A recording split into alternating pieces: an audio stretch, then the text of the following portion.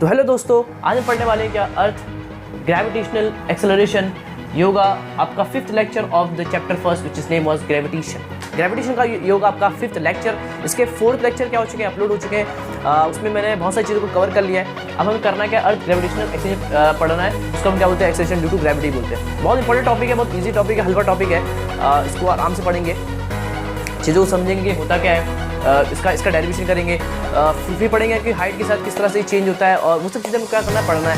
तो बहुत प्यारा टॉपिक होगा, तो अच्छे देखेंगे, नोट करते रहेंगे चीज़ों को, एक आध फॉर्मूले आएंगे उसको क्या करेंगे, नोट कर लेंगे। और मैं आपको एक्स्ट्रा नॉलेज तो आपको दे दूँगा कि थोड़ा सा 11 का भी नॉलेज आपको मैं थोड़ा सा दे दूँगा, ताकि आपको थोड़ा सा मज़ा है इस टॉपिक को पढ़ने के अंदर कि होता क्या है। थोड़ा सा एग्जाम्पल वगैरह लेंगे, मज़ेदार टॉपिक होगा अर्थ ग्रेविटेशनल एक्सेलरेशन।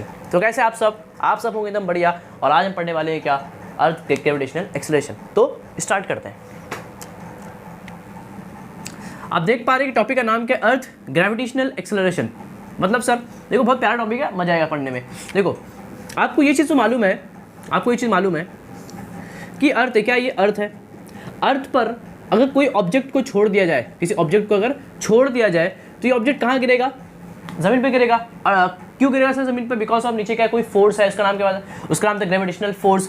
एक ग्रेविटेशनल फोर्स है अर्थ के पास, एक क्या है, एक फोर्स है जिसकी वजह से क्या करता है, चीज़ों को अपनी तरफ अट्रैक्ट करता है। क्या अट्रैक्ट करता है, आपको मालूम है। तो ये चीज़ नीचे गिरेगी बिकॉज ऑफ इसका एक अट्रैक्टिव पावर है, एक अट्रैक्टिव पावर है। उस फोर्स से क्या करेगा, इसको अपनी तरफ खींच लेगा।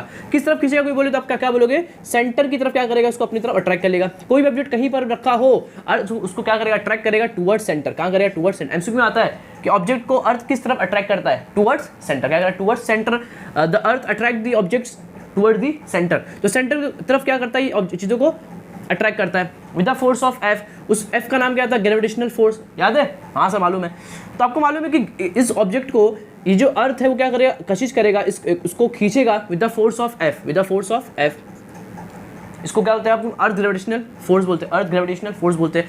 आपको मालूम है इसकी वैल्यू कितनी होगी, आपने ये पढ़ चुके हैं कि न्यूटन्स लॉ ऑफ यूनिवर्सल के अंदर पढ़ चुके हो, न्यूटन बाबा का लॉ, कि अगर दो मास हो और उनके बिटवीन सेपरेशन कितना हो आर हो, तो इनके बिटवीन फोर्स लगती है, कितनी लगती है, जी m1 m2 बटे आर स्क्वायर। हाँ सर, ये आप पढ़ लिए थे। इसका न्यूटन साहब ने ये बताया था कि अगर कोई दो ऑब्जेक्ट होगा, उनके अगर बिटवीन डिस्टेंस आर है तो उनमें फोर्स कितनी लगेगी, जी m1 m2 बटे आर स्क्वायर। याद है, भूल गए। The force which is directly proportional to the product of masses and inversely proportional to the square distance between them. अरे पूरा इसका देख लेंगे, जिसे नहीं देखा बहुत इंपॉर्टेंट लेक्चर है, यहाँ से क्वेश्चन आपके बोर्ड में आने वाला है। तो जिसे नहीं देखे क्या करेंगे, सर्च कर लेंगे। इसका थर्ड साइज लेक्चर था, तो आपको ये चीज़ आपको वहाँ पे मिल जाएगी। बहुत अच्छा टॉपिक है, उसको अच्छे समझ लेंगे। ये अगर समझ लेंगे तो आगे चीज़ आपको इजीली समझ में आ जाएगी, कोई दिक्कत आपको होने वाला नहीं है। तो उसको देख लेंगे, एक बार देख लो। तो आपको मालूम है कि ये होता था एक बॉडी और उनके बिटवीन डिस्टेंस। देखो ये अर्थ एक बॉडी है, मान लो उसका मास कैपिटल एम, क्या है उसका, कैपिटल एम है। और ये एक ऑब्जेक्ट है, उसका मास क्या है, एम है। समझ गए।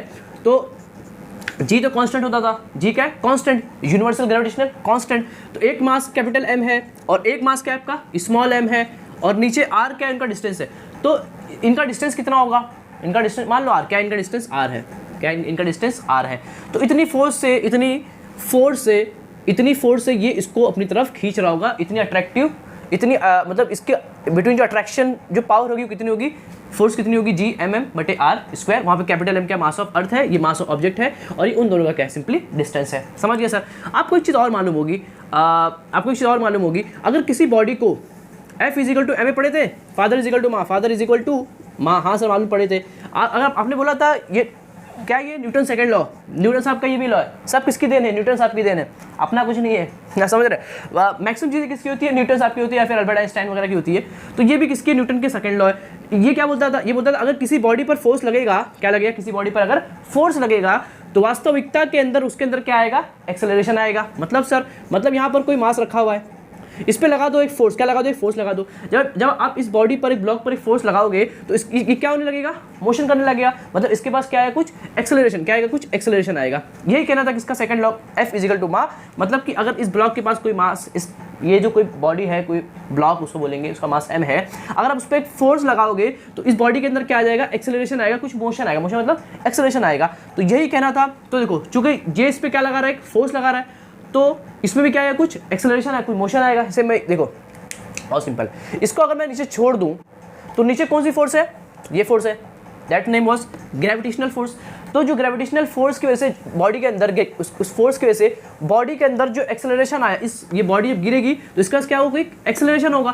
तो उस एक्सेलरेशन को क्या बोलेंगे, उस एक्सेलरेशन को हम क्या बोलेंगे। जैसे यहाँ पे आपने फोर्स लगाया था तो ये जो एक्सेलरेशन प्रोड्यूस होगा वो आपकी वजह से होगा, समझ रहे हो। आपने फोर्स लगा, इसे ये इसमें मैं फोर्स लगा रहा हूँ, तो अगर आपने फोर्स लगाया तो उसके अंदर एक्सेलरेशन आएगा, वो एक्सेलरेशन किसकी वजह से आया, आपकी वजह से आया। यहाँ पर इस बॉडी पर फोर्स कौन लगा रहा है, अर्थ लगा रहा है, तो जो एक्सेलरेशन आएगा वो किसकी वजह से आएगा, अर्थ की वजह से। किसकी वजह से आएगा, अर्थ की वजह से आएगा। तो देखो F इजिकल टू क्या होता है sir, F equal to ma होता था। देखो इसको बोलते first equation, F equal to क्या होता था, ma होता। ये था एक्सेलरेशन, लेकिन यहाँ पे जो एक्सेलरेशन आया है, देखो ये था कि अगर फोर्स लगाओगे तो उसमें एक्सेलरेशन आएगा। यहाँ पर फोर्स कौन लगा रहा है, अर्थ लगा रहा है, तो जो एक्सेलरेशन आएगा किसकी वजह से आएगा, अर्थ की वजह से आएगा। तो जो ए ना ए, उसको बोल देंगे जी, क्या बोल देंगे अपन, स्मॉल जी बोल देंगे। बस फर्क यही है कि ए और जी दोनों बराबर हैं, ए और जी दोनों क्या है, बराबर है।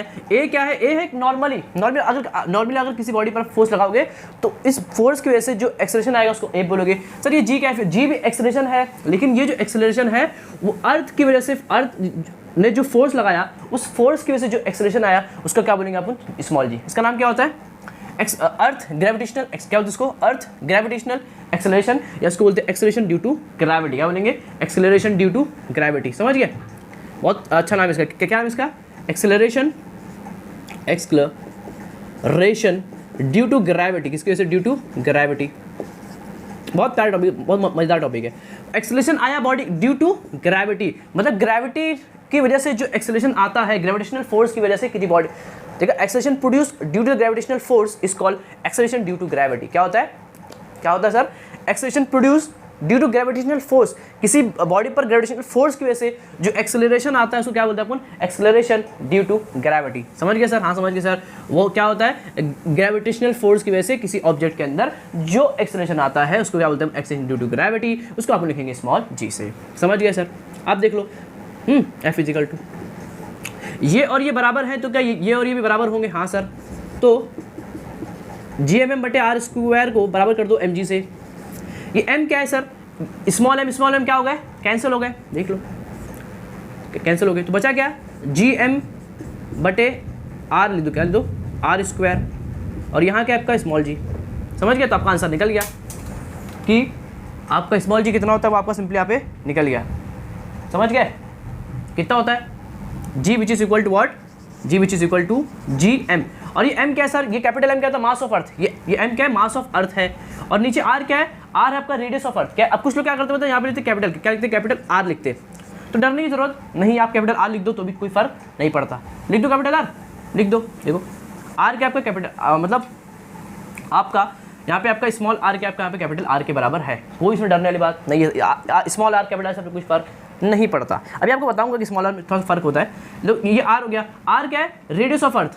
क्या ये क्या रेडियस ऑफ अर्थ है, मतलब देखो ऐसा ये है, ये अपना क्या है, प्लैनेट। कौन सा प्लैनेट, अर्थ पर, अपन अर्थ पर है। अर्थ पर आप, जैसे अर्थ पर अपन जो है, अपन जो अर्थ पर यहाँ पे होंगे, कहाँ पे होंगे, यहाँ कोई यहाँ पर बसा हुआ है, कोई यहाँ पर बसा हुआ है। तो ये इसका सेंटर है और ये क्या इसका R है। तो देख कैपिटल M और स्मॉल m का जो डिस्टेंस है वो क्या है, R, क्या है वो R है। अगर आप जमीन, ये जो ना ये आपका सरफेस है, क्या है आपका सरफेस है। तो आप मान रहे हैं कि अपनी बॉडी कहाँ पर है, सरफेस है। ये सब क्या है, सरफेस है। इसके ऊपर जाकर मतलब जमीन के आप कुछ ऊपर हो, मतलब आप किसी कुछ हाइट पर हो, वो चीज़ है। तो ये सरफेस होता है, ये सब क्या होता है, सरफेस होता है। तो अगर आप सरफेस पर हो, जैसे अपन सब किस पे, जमीन पर रहते हैं, तो आप ये अपन M है सरफेस पर और ये कैपिटल M, उनका डिस्टेंस क्या होगा, कैपिटल R होगा। मतलब रेडियस ऑफ अर्थ की क्या होगा, वो बराबर होगा। इसलिए मैंने यहाँ पे इसको क्या लिया, कैपिटल R ले लिया, इसमें कोई फर्क नहीं है। तो R क्या आपका रेडियस ऑफ अर्थ है, क्या रेडियस ऑफ अर्थ है। तो ये बन गया आपका फॉर्मूला GME बटे RE द होल स्क्वायर। समझ गया, क्या है GME बटे RE द होल स्क्वायर। ये क्या आपका एक्सेलरेशन ड्यू टू ग्रेविटी है। इसको मैंने क्या कहा, सिंपली ड्राइव कर दिया। समझ गया अच्छे से, हाँ समझ गया, कुछ नहीं किया, ये किया, फिर F इक्वल ma लगाया। जहाँ जहाँ फोर्स लगती है वहाँ ये इक्वेशन क्या होती है, वैलिड होती है। इसको A और G को बोला बिकॉज ऑफ इसको बोलते हैं एक्सेलरेशन ड्यू टू ग्रेविटी, मतलब ग्रेविटेशनल फोर्स की वजह से इसके अंदर क्या आता है, एक्सेलरेशन आता है, इसलिए उसको क्या बोलते हैं अपन, एक्सेलरेशन ड्यू टू ग्रेविटी बोलते हैं। समझ गए सर, ये और ये बराबर, तो इसको बराबर कर दिया, कैंसिल कर दिया, आपका आंसर सिंपली आ गया। फिर मेरा M क्या है, मास ऑफ अर्थ है और R क्या है, रेडियस ऑफ अर्थ है। समझ गया, कोई लफड़ा नहीं सर। अब एक चीज़, आपका डेरिवेशन पूरा हो गया। अब देखेंगे आपको डेरिवेशन को इस तरह से लिखना होगा। समझ गए, यहाँ पे लिख देंगे, यार लिख लेंगे M भी द M क्या है आपका, यहाँ लिख देंगे कि M आपका क्या है, कैपिटल M आपका मास ऑफ अर्थ है, M मास ऑफ ऑब्जेक्ट है, एंड R भी the distance between mass and mass of earth. समझ गए, सब इसको लिख देंगे from Newton second law, from first and second equation, वो सब लिख दोगे, आपका सिंपल डेरिवेशन क्या हो जाएगा, कंप्लीट हो जाएगा। सर अब यहाँ पे लेकिन आपको दो चीज़ मालूम होगी, क्या मालूम होगी कि जो जी होता है वो क्या होता है, कांस्टेंट। क्या होता है, कांस्टेंट होता है। इसकी वैल्यूज़ भी मैंने आपको याद करा दिया था, कितनी होती है याद है, 6.67 10⁻11 न्यूटन मीटर स्क्वायर पर केजी स्क्वायर, याद है। इसको बोलते हैं अर्थ ग्रेविटेशनल कांस्टेंट, जो क्या रहता है, कांस्टेंट रहता है। कहीं पर भी जाओ दुनिया के अंदर, आप कहीं पर भी जाओगे तो इसकी वैल्यू क्या रहेगी, कांस्टेंट रहेगी। और ये एम ई क्या है, एम ई था, एम ई क्या था, एम ई मतलब mass of earth. Mass of earth है, जो ये अर्थ का जो मास होता है वो फिक्स होता है ना, जैसे अपना मास फिक्स है, अपन 40 kg के, कोई 50 kg, कोई 60 kg, उसी तरह से जो मास ऑफ अर्थ है वो भी क्या है, फिक्स है। और उसकी वैल्यू होती है 6 × 10⁻24 kg, इतना भारी होता है अपना मास। और रेडियस ऑफ अर्थ मतलब ज़मीन का जो रेडियस है वो होता है 6.4 10⁻6 मीटर, समझ गए। तो ये पूरा डेटा मैंने यहाँ पे लिख दिया आपके लिए, आपको क्या होना चाहिए, याद होना चाहिए, या फिर सिंपली आप याद रख सकते हो आपको नॉलेज के लिए। तो देखो अपने पास इसकी वैल्यू भी है, इसकी वैल्यू भी है और इसकी वैल्यू भी है। आप उस सबको रखेंगे, सॉल्व करेंगे तो एक आंसर निकल कर आएगा। क्या आएगा, एक आंसर निकल के आएगा। इतना नोट कर लेंगे आप, इतना क्या कर लेंगे आप, सिंपली नोट कर लेंगे, समझ गए अच्छे से। इतना नोट कर लेंगे, मैं इसको रफ करता हूँ। अरे अपना फॉर्मूला क्या था, आपको फॉर्मूला याद हो गया होगा, जी का फॉर्मूला क्या होता है, G is equal to GME/RE the whole square, समझ गया फॉर्मूला, समझ गया क्या है, GME/RE the whole square, which is your small G, which is name was acceleration due to gravity, समझ गए, ग्रेविटी। देखो अब इसको मैं सॉल्व करता हूँ। जी की वैल्यू कितनी है सर, 6.67, आपको ऐसा रखा 6.67 10⁻11, समझ गया। मास ऑफ अर्थ कितना है, 6 × 10⁻24 kg, ये कितना है 6.4, आपको सॉल्व ऐसे रख देना है बस आपको 6, और ये क्या आपका स्क्वायर, समझ गए। आपको सॉल्व नहीं करना, आपको सॉल्व नहीं करना है, सिंपली आपको ऐसा लिख देना कि सब सॉल्व हो जाएंगे ना। देखो इसको से मल्टीप्लाई करेंगे, इसको से डिवाइड करेंगे, तो इसका आंसर आता है 9.77, क्या आता है 9.77 मीटर पर सेकंड स्क्वायर, क्योंकि ये क्या आपका एक्सेलरेशन है। कितना आता है अप्रॉक्स 9.77। तो सब कांस्टेंट है, सब कांस्टेंट है, सबको सॉल्व किया आंसर आ गया। तो आप कुछ बुक इसको 9.8 बोलती है, और कुछ टाइम आपको 10 भी अगर बुक में दिया जाएगा तो आप 10 भी लिख सकते हो। मेन आपको बुक में 9.77 मीटर पर सेकंड स्क्वायर आपकी क्या ये जी की वैल्यू होती है, समझ गए। तो इस तरह से आपका डेरिवेशन क्या होगा, सिंपली कंप्लीट हो गया। सर इसका जी का मतलब क्या, जी का मतलब समझ गए कि जी का मतलब ये है, समझे, इसको समझ गए, तो समझते कि जी का मतलब क्या होता है। इसको मैं बता देता हूँ, नोट कर लेंगे इसको भी। तो अभी समझेंगे कि सर ये जी का मतलब क्या है, जी का मतलब क्या है। अरे बहुत सिंपल, मतलब वैल्यूज कितनी, 9.77। इसका मतलब क्या समझो, इसका मतलब ये है, कि ये अर्थ है, क्या ये अर्थ है, अर्थ पर कोई भी ऑब्जेक्ट गिरेगा, कोई भी ऑब्जेक्ट, अगर मान लो ये कोई ऑब्जेक्ट है, इसका मास m है, इसका m1 मास है, सबका मास मतलब सब भारी, कोई हल्का है कोई भारी, इसका मतलब ये कोई मास m3 है, सबको अगर छोड़ दिया जाए, सबको अगर एक हाइट पर छोड़ दिया जाए, आपने बहुत देखा भी होगा, ये एक्सपेरिमेंट फेमस एक्सपेरिमेंट होता है कि अगर बहुत सारे मासेस हैं, जैसे देखो एक मेरे पास मान लो ये कुछ है मेरे पास सामान, लेंस है और ये मार्कर है, अगर दोनों को सेम हाइट पर रखूं और दोनों को अगर मैं छोड़ दूं, क्या अगर दोनों को अगर मैं छोड़ दूं तो चूंकि ये दोनों मास, मान लो ये मेरा मार्कर था और ये मेरा सिंपल लेंस था, अगर आप इन दोनों को छोड़ दोगे सेम हाइट पर, दोनों क्या ज़मीन पर सेम हाइट पर हैं, तो आपको ये सुनकर अजीब लगेगा कि ये दोनों सेम टाइम पर ज़मीन पर गिरेंगे। मतलब कोई बॉडी भारी हो, कोई बॉडी हल्की हो, इससे कुछ फ़र्क नहीं पड़ता, दोनों क्या होंगे, साथ में गिरेंगे। मतलब कि ये मार्कर और ये मेरा, ये बहुत भारी है, देखो ये बहुत भारी लेंस मेरा है, ये बहुत भारी है, ये और ये मार्कर हल्का सा, ये भारी और हल्का है। आपको लग रहा होगा जो भारी वाला जल्दी गिरेगा, नहीं, आप जब छोड़ोगे तो दोनों साथ में गिरेंगे, दोनों क्या होंगे, साथ में सेम टाइम पर दोनों ज़मीन पर गिरेंगे। ये सब क्यों हो रहा है सर, भारी हो तो जल्दी गिरना चाहिए, because of acceleration due to gravity. मतलब जो गिरने की जो वो है, देखो इस पर सब पे फोर्स कौन लगा रहा होगा, ये लगा रहा होगा। फोर्स लगाने के इन सब के अंदर क्या आएगा, एक्सेलेरेशन आएगा, और वो क्या होगा, स्मॉल जी, क्या होगा वो, स्मॉल जी होगा। हाँ सर स्मॉल जी होगा, और स्मॉल जी कितना होता है, कांस्टेंट। देख लो small G mass of object पर डिपेंड करता ही नहीं, स्मॉल जी ये देखो मास ऑफ अर्थ पर डिपेंड करता है, ना कि मास ऑफ ऑब्जेक्ट पर। समझिए बहुत इंपॉर्टेंट है कि जो स्मॉल जी की जो वैल्यू है वो मास ऑफ ऑब्जेक्ट पर डिपेंड ही नहीं करता। क्या नहीं करता, डिपेंड्स नहीं करता, समझ गए। इसकी वैल्यू मास पर डिपेंड करती ही नहीं कि कोई कितना भारी हो, कोई कितना हल्का, उस पर डिपेंड करता ही नहीं। वो सिंपल इन दोनों को same acceleration due to gravity पर ज़मीन पर भेजेगा, मतलब सब साथ में गिरेंगे, सब क्या करेंगे, साथ पर गिरेंगे। ये मतलब होता है इसका 9.77 का। मतलब कोई भारी हो, कोई हल्का हो, कोई कैसा भी हो, जैसे एक मोटा इंसान है और पतला इंसान है, दोनों को फेंक दो, आपको लग रहा होगा मोटा वाला जल्दी गिर जाएगा, लेकिन वास्तविकता के अंदर क्या होगा, दोनों साथ में गिरेंगे। क्या गिरेंगे? दोनों साथ में गिरेंगे। बारिश काफ़ी तेज़ हो रही है और हम पढ़ रहे हैं अपना लेक्चर, तो समझ गए। तो दोनों क्या होंगे? साथ में एक टाइम पर दोनों गिरेंगे, बिकॉज ऑफ 9.77 मीटर पर सेकंड क्या है, दोनों के लिए कांस्टेंट है। समझ गए। लेकिन सर आप बोलोगे एक स्टोन है और एक कोई हल्की चीज़ है जो उड़ जाए, क्या है, जो उड़ जाए। तो अगर आप पन्नी फेंकोगे, पन्नी वगैरह, और एक कोई पत्थर फेंकोगे, आप फेंकोगे तो सर आप बोलोगे कि स्टोन पहले गिरेगा, लेकिन जो पन्नी होगी या फिर कोई दूसरा कुछ चीज़ होगी तो वो हल्की सी क्या होगी, उड़ने लगेगी। देखो ये एक्सपेरिमेंट कब वैलिड है? जब स्पेस का हो, स्पेस हो, मतलब यहाँ पर एयर रेजिस्टेंस ना हो। सर क्या बोल रहे हो सर? मतलब हवा ना चले। देखो हवा चलेगी तो चीज़ों को उड़ाने लगेगी, तो पत्थर पर इतना हवा चलेगी नहीं। समझ? तो ये जो एक्सपेरिमेंट होना चाहिए कहाँ होना चाहिए? स्पेस में होना चाहिए, जहाँ पर एयर वगैरह ना हो। तो ये इसका रिजल्ट क्या आएगा? 100% क्या आएगा? सही आएगा। समझ गए। वरना कुछ अपने यहाँ पे एयर, हवा भी है, तो हवा भी क्या करता है, चीज़ों को रोक देता है, तो दोनों साथ में नहीं पहुँच पाते। मतलब मेन आप समझ सको क्या क्या है इसका कंसेप्ट। तो ये रहा आपका टॉपिक, क्या होगा, सिंपली है, खत्म हो गया। अभी कुछ टॉपिक पढ़ना है अपने को कि, तो ये आपका टॉपिक क्या होगा, सिंपली खत्म हो गया।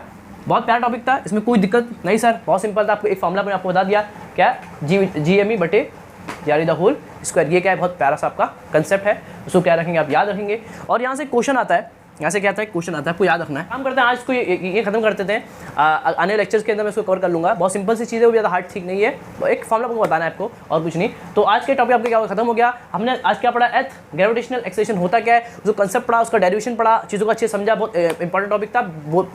बोर्ड्स वगैरह के अंदर 2 नंबर के लिए आपको डेरिवेशन आएगा। समझ गए। बहुत इंपॉर्टेंट, आसान था कि हाँ सर एकदम आसान था। उसको अच्छे क्या करेंगे, रिवाइज कर लेंगे, चीज़ों को अच्छे समझ लेंगे, और आपका सिंपली क्या टॉपिक क्या हो जाएगा, हलवा बन जाएगा। आने लेक्चर में पढ़ेंगे कि जी के लिए क्या होती है, चेंज होती है, ऊपर जाने पर चेंज, नीचे पे चेंज, सरफेस में मैक्सिमम होती है, वो सब चीज़ पढ़ेंगे कि अर्थ जी की वैल्यू क्या होती है, चेंज होती है, हाइट पर, डेप्थ पर, ज़मीन के अंदर, सब पढ़ेंगे आप आने वाले लेक्चर के अंदर। तो जब तक के लिए आप पढ़ाई करते रहें, मैं उसके नेक्स्ट लेक्चर में, जब तक के लिए ओके बाय, और जब तक के लिए गुड बाय।